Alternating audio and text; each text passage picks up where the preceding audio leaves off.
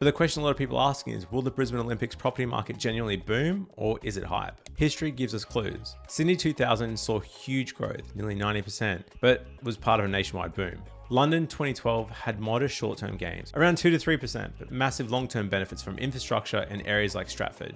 Barcelona in 1992 saw a 130% jump in property values, but it was close to reinventing itself from a pretty low base. Closer to home, the Commonwealth Games in the Gold Coast had a minimal impact. The Gold Coast Athletes Village has been described as a bit of a ghost town post-games, so you want to make sure it's done right to avoid that happening in Brisbane. So here's a reality check. Brisbane is more like Sydney or London, already developed. We're probably not going to see massive jumps like Barcelona had, because we're past the phase of the city's early development. And the state of the market leading up to 2032 is anyone's guess. We've been on a massive hot streak since COVID, and while the growth in some markets is slowing down, this could change tomorrow.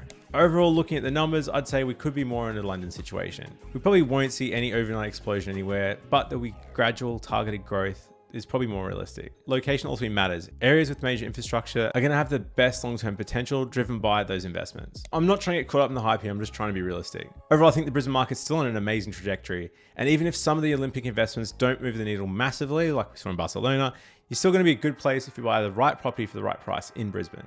So my recommendation is don't overpay for the Olympic hype. Be aware of the market timing. The property market moves in cycles. Post-games apartment supply, because the Athletes Village will be put onto the market, could temporarily dip prices. As I've said time and time again, buy when you're ready. Don't try and time the market. Time in the market beats timing the market every time. Interest rates and the broader economy still matter.